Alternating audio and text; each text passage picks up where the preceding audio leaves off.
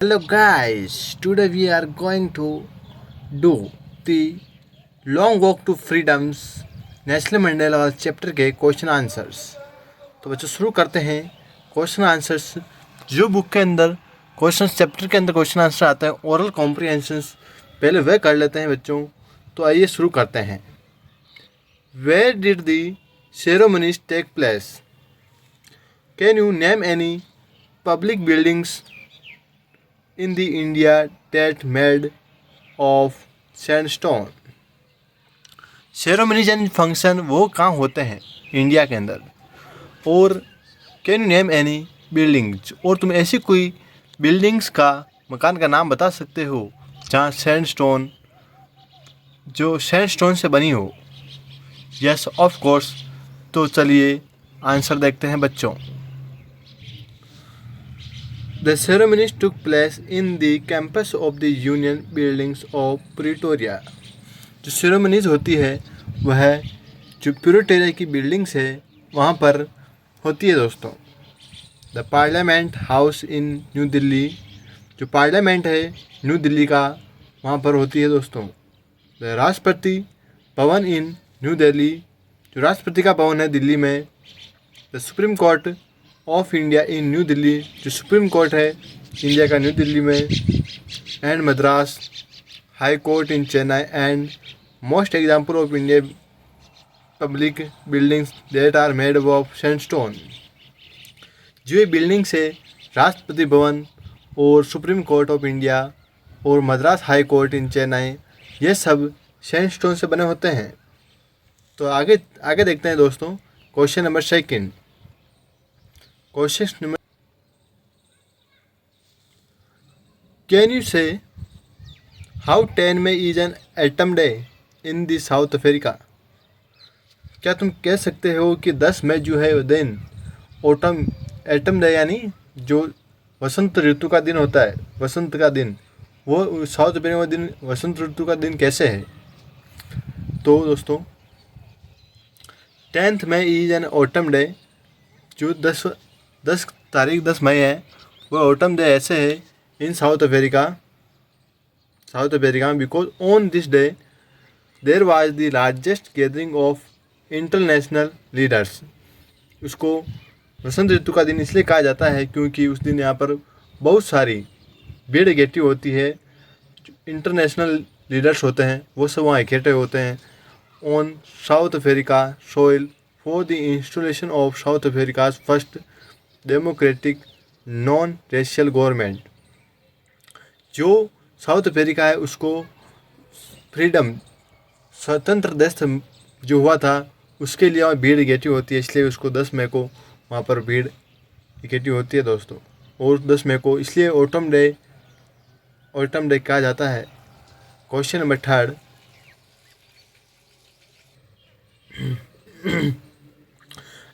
At the beginning of his speech, Mandela mentions an extraordinary human disasters. What does he mean by this? What is the glorious human achievement he speaks of at the end? At the beginning, यानी शुरुआत में जो speech दी थी Nestle Mandela ने, mention an extra ordinary, जो बहुत ही extra ordinary थी। What does he mean by his What is glorious? उसका मतलब क्या था और उसकी क्या महत्वाकांक्षा थी? ह्यूमन अचीवमेंट, जो इंसान के अचीवमेंट होते हैं उनके लिए he speaks of at the end, और वो लास्ट में बोले थे। By human disaster Mandela means to say that the coloured people have suffered a lot due to a discrimination in the hands of whites.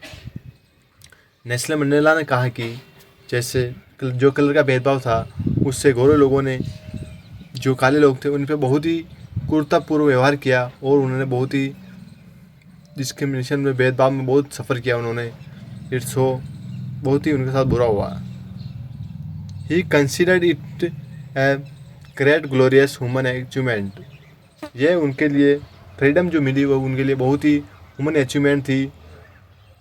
That a black person became the president of a country where the blacks are not considered as human beings and are treated badly।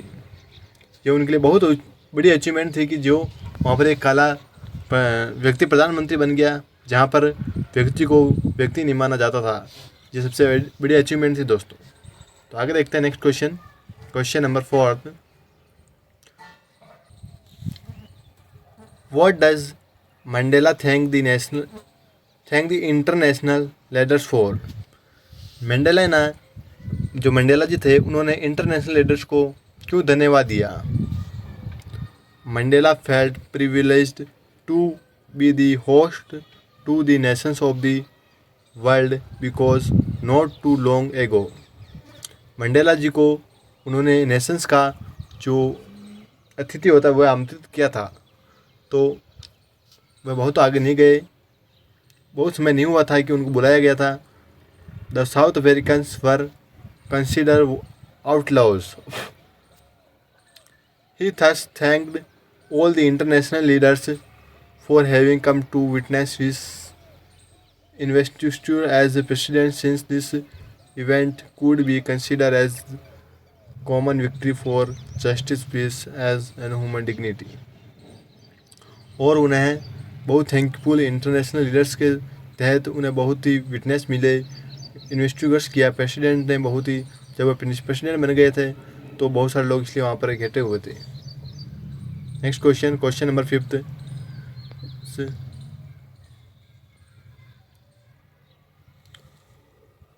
What ideals does he set up for the future of South Africa? Mandela, what ideals? Ideals यानी आदर्श। तो Nelson Mandela ने क्या आदर्श set out किए थे future south Africa के लिए?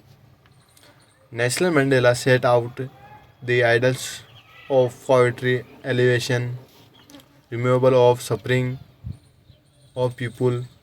He also get the ideal for a society where there could be no discrimination based on the gender or racial origins।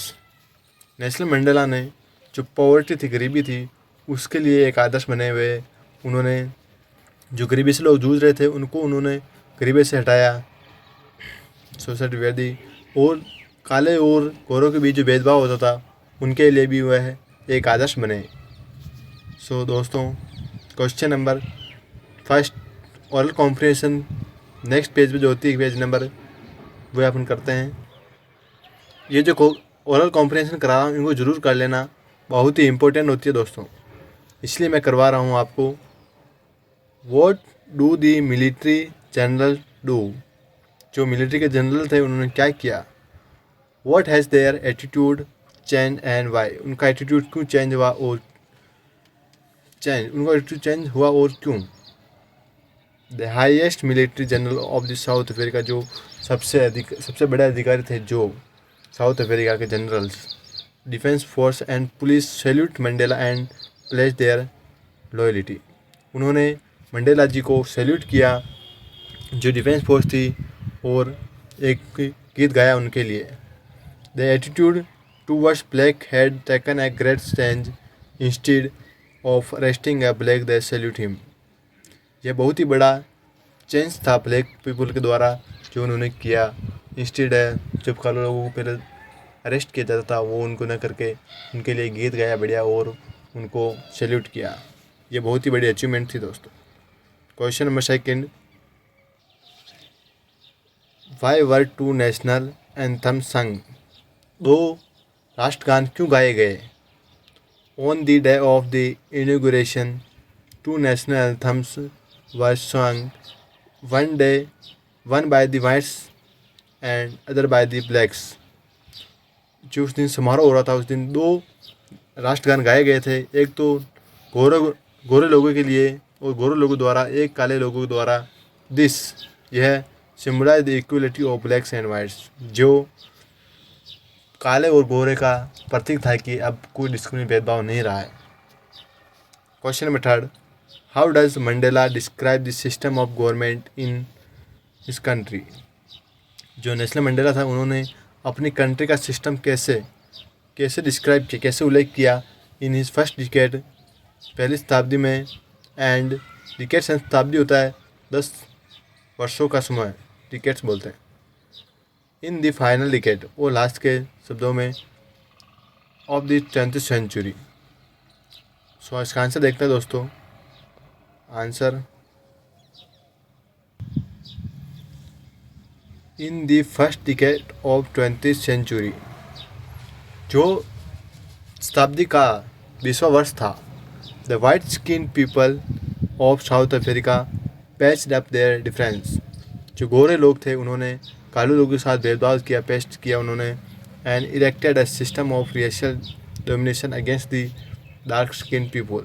और जो काले लोग थे उनके उनके अगेंस्ट उन्होंने रेशियल डोमिनेशन किया ऑफ देयर ओन लैंड, खुद के ज़मीन के लिए, thus creating the basis of one of the hardest and most inhuman society the world had even now in the last decade of the 20th century. और जो आखिरी शताब्दी थी, द प्रीशियस जो आखिरी शताब्दी थी,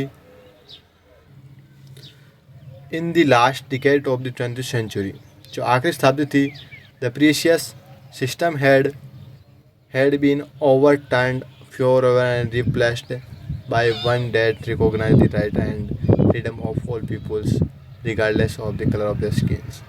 जो 20th लास्ट आखिरी शताब्दी नेल्सन मंडेला ने जो किया था, प्रीशियस सिस्टम जो चेंज, उन्होंने सब कुछ बदल दिया था दोस्तों।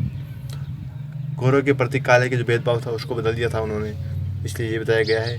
Next question, question number 4, what does courage mean to Mandela. Courage यानी साहस होता है, साहसी। तो नेल्सन मंडेला के लिए इस करेज का मतलब क्या था वो बताना दोस्तों। For Mandela courage does not mean the absence of fear.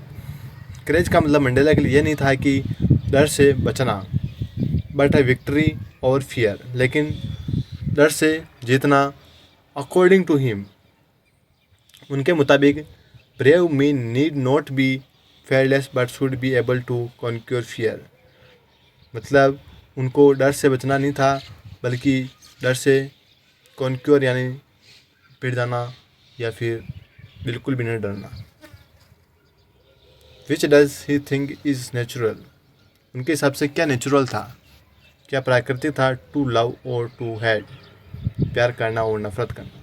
For Mandela, love comes more naturally to the human heart than hate. जो प्यार था वो ज़्यादा नेचुरल था ह्यूमन से बजाय नफ़रत से। तो ये बताया गया है। नेक्स्ट क्वेश्चन करेंगे दोस्तों, oral comprehension.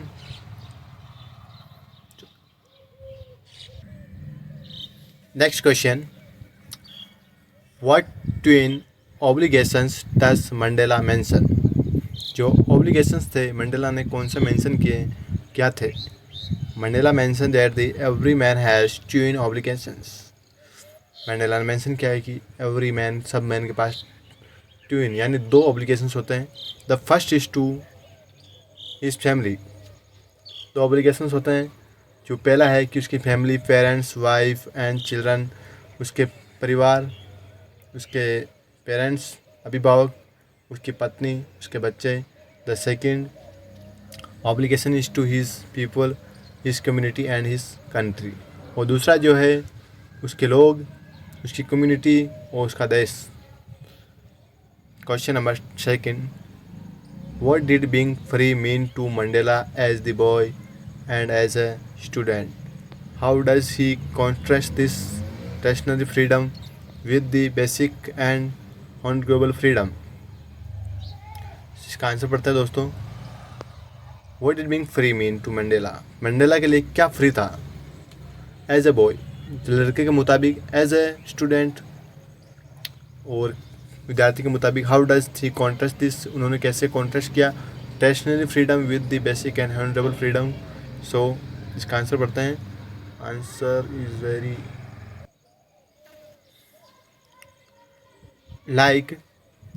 like and other kids for Mandela was also the freedom meant a freedom to make merry and enjoy the blissful life once anybody became an adult. then antics of children. Childhood took like transitorily because most of the childhood activities was